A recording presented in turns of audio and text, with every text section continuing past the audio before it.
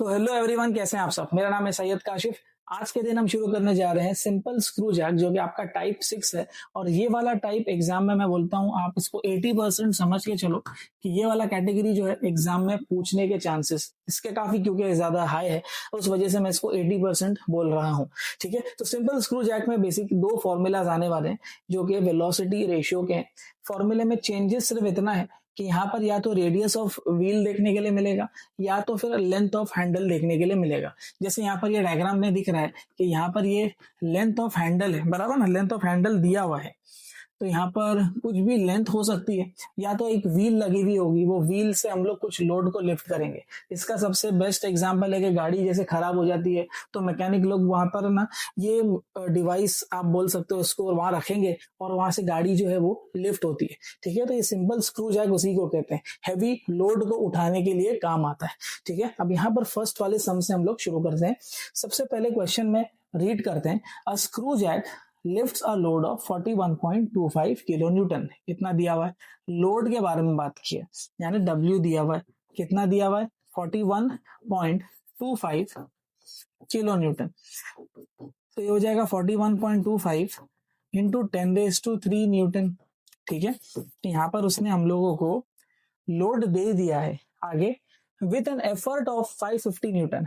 P दिया हुआ है 550 न्यूटन। ठीक है, ये किलो न्यूटन में था इसलिए कन्वर्जन जरूरी हो गया था। ये न्यूटन में ही है तो टेंशन नहीं, कुछ भी कन्वर्जन नहीं करना है। Applied at the end of Henle, यहाँ पर लोड अप्लाई किया गया है कहीं पर, और 60 सेंटीमीटर वहां पर उसने लेंथ दिया है ना, हैंडल का लेंथ दिया है 60 सेंटीमीटर।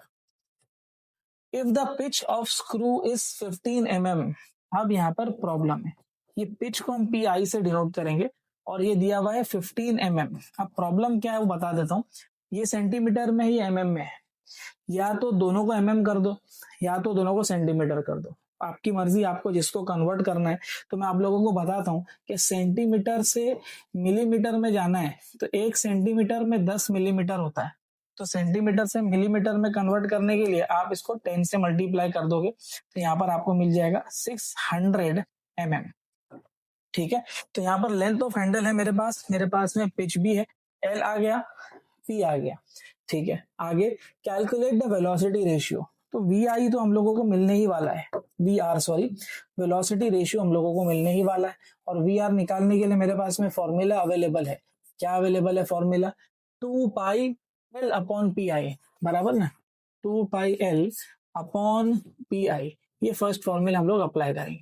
तो 2π इंटू L का वैल्यू है 600 अपॉन PI कितना है 15।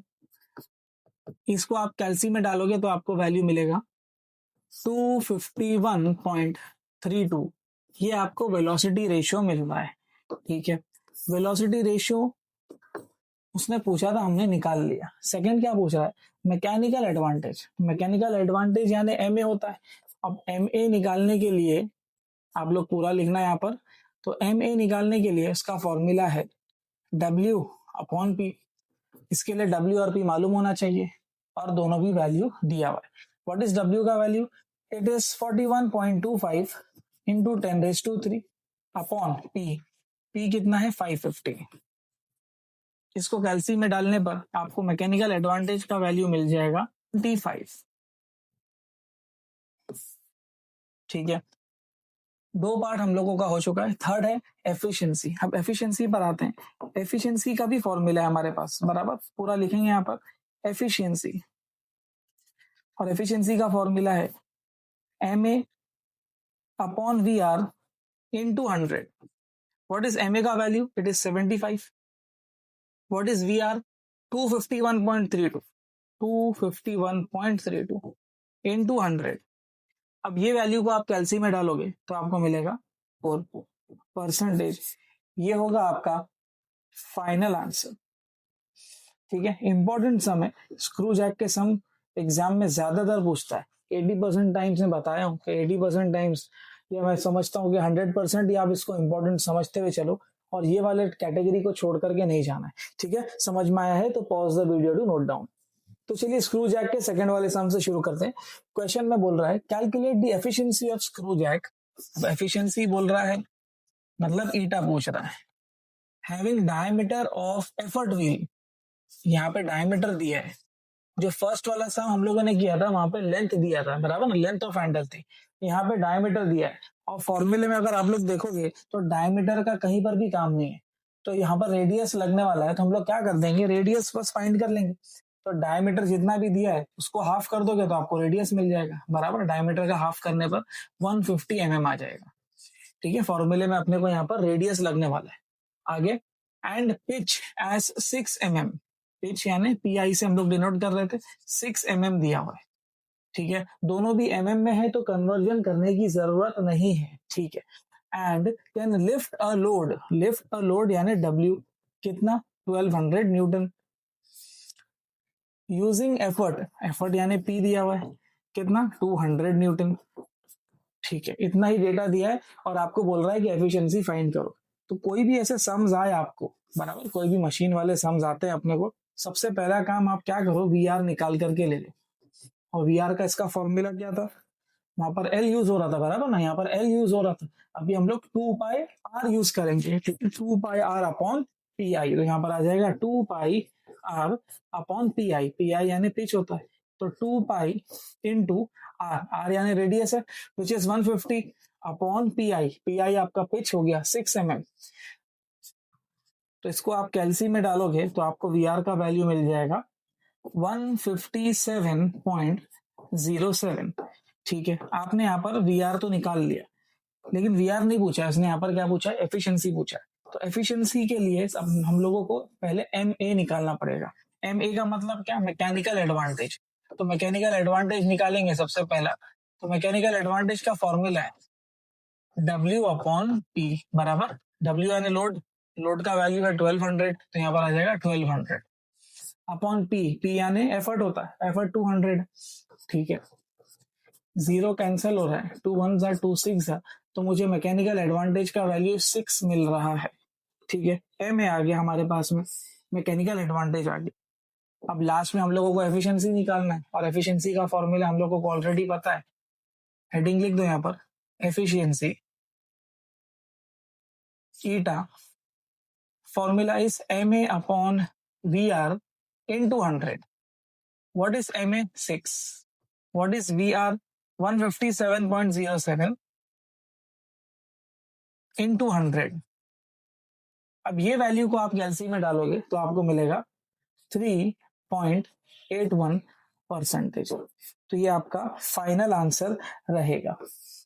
समझ में आया, इंपॉर्टेंट कैटेगरी है, और दो ही फॉर्मूला लग रहे हैं, या तो फिर रेडियस यूज होगा या तो फिर लेंथ ऑफ हैंडल वहां पर दिया हुआ रहेगा।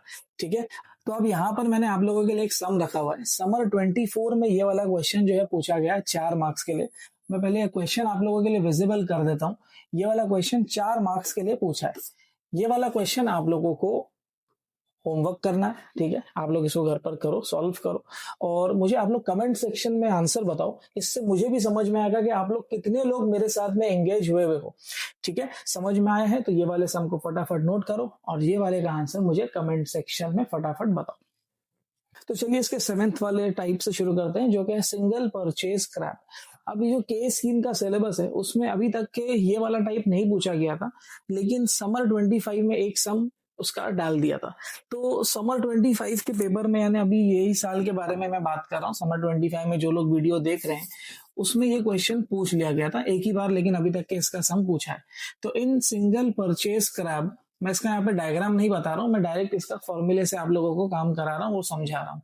वेलोसिटी रेशियो, एक चीज तो क्लियर हो गई रहेगी कि जितने भी टाइप्स अभी तक के आए, टाइप 4 ऑनवर्ड्स, सब में वेलोसिटी रेशियो अलग अलग आ रहा था, और वो वेलोसिटी रेशियो याद करना जरूरी है। ठीक है, तो यहाँ पर वेलोसिटी रेशियो का फॉर्मूला है 2L/d into N1 upon N2। ये क्वेश्चन रीड करते हुए हम लोग समझेंगे कि N1 कौन है, N2 कौन है, L और D कौन है। ठीक है, यहाँ लिखा हुआ है, लेकिन क्वेश्चन से हम डेटा किस तरीके से एक्सट्रैक्ट करेंगे वो समझते हैं। Length of effort handle, length of effort handle, तो ये लेंथ ऑफ हैंडल है, कितना दिया है, 40 सेंटीमीटर। ठीक है, diameter of load drum, load drum का डायमीटर स्मॉल डी दिया हुआ है, कितना दिया हुआ है, 20 सेंटीमीटर। ठीक है, number of teeth in pinion, number of teeth in pinion क्या है, N2 है, ठीक है, N2 भी दिया हुआ है, कितना दिया हुआ है, 16 दिया हुआ है। नंबर ऑफ स्पर बराबर number of teeth in spur ऐसा भी बोल सकते हो, तो स्पर के लिए N1 है नोटेशन, और N1 का वैल्यू दिया हुआ है 80, ठीक है, ये डेटा हम लोगों को दिया है। और सबसे पहले पूछ रहा है कि आप VR निकालो, ठीक है, ये 4 डेटा है तो इसकी मदद से VR तो हम लोग को डायरेक्ट मिलने ही वाला है, तो हम लोग पहले VR निकाल लेंगे। VR का फॉर्मूला है 2L/D into N1 upon N2, ठीक है, 2 इंटू L का वैल्यू है 40 अपॉन डी का वैल्यू है 20। एक और चीज बता देता हूँ, ये दोनों सेंटीमीटर में है बराबर, अगर एक भी यहाँ पर मिलीमीटर या मीटर में होता तो कन्वर्जन करना पड़ता, क्योंकि दोनों सेंटीमीटर में है तो हमने डायरेक्ट वैल्यू लिख दिया यहाँ पे। Into N1 upon N2, N1 is 80 upon N2 is 16। अब ये वैल्यू को आप कैल्सियम में डालोगे तो आपको मिलेगा 20, तो यहाँ से हम लोगों को VR का वैल्यू मिल रहा है 20, ठीक है। हम लोगों ने एक पार्ट सॉल्व कर लिया सम का, VR हम लोगों ने निकाल लिया। सेकंड हम लोगों को पूछ रहा है वो कि एफर्ट निकालो, या effort required to raise a load of 2 kilo newton, ठीक है ना, effort required to raise a load, load कितना लोड दिया हुआ है, 2 किलो न्यूटन का लोड दिया है, तो यहाँ पर अपने को W दिया हुआ है 2 किलो न्यूटन, किलो न्यूटन नहीं चाहिए, न्यूटन चाहिए, तो इंटू 10⁻³ न्यूटन कर देंगे, और हम लोगों को P फाइंड करना है, ठीक है, विथ एफिशिएंसी ऑफ 75%। एफिशिएंसी कितना दिया है, 75%। अब मैं बोलता हूँ P फाइंड करने के लिए डायरेक्ट एफिशिएंसी का फॉर्मूला आप लोग अप्लाई कर दो, तो एफिशिएंसी का फॉर्मूला क्या है हमारे पास में, eta is equal to MA upon VR into 100 बराबर। व्हाट इज MA, MA का वैल्यू हम लोगों के पास में नहीं है, लेकिन MA का फॉर्मूला हम लोगों को मालूम है, वो है W अपॉन P बराबर इंटू VR बराबर VR इंटू 100। अब डेटा को सब्सटीट्यूट करते हैं, एफिशिएंसी है 75, ठीक है, यहाँ लिख दिया। W का वैल्यू हमारे पास है 2 इंटू 10⁻³, ठीक है, यहाँ पर इसको भी लिख देते हैं, अपॉन P नहीं है मेरे पास, इंटू VR का वैल्यू है 20 इंटू 100। अब मुझे P चाहिए बराबर, तो मैं क्या करता हूँ, P को यहाँ लेके आ जाता हूँ, 75 को नीचे लेके आ जाता हूँ, तो मैं यहीं पर इसको सब्सटीट्यूट करता हूँ, 75 यहाँ पर आ जाएगा, P यहाँ पर आ जाएगा। अब ये वैल्यू को जब आप कैल्सी में डालोगे तो आपको आपका फाइनल आंसर मिलने वाला है, जो कि है एफर्ट। ये वैल्यू कैल्सी में डालने पर मिलेगी 133.33, और क्योंकि अपना लोड जो है न्यूटन में था तो ये वाला आंसर भी न्यूटन में आएगा, ठीक है। ये अपना फाइनल आंसर आ रहा है, जो कि है एफर्ट। समझ में आया रहेगा तो pause the video to note down. तो उम्मीद है आप लोगों को मेरे सारे वीडियो लेक्चर समझ में आए रहेंगे।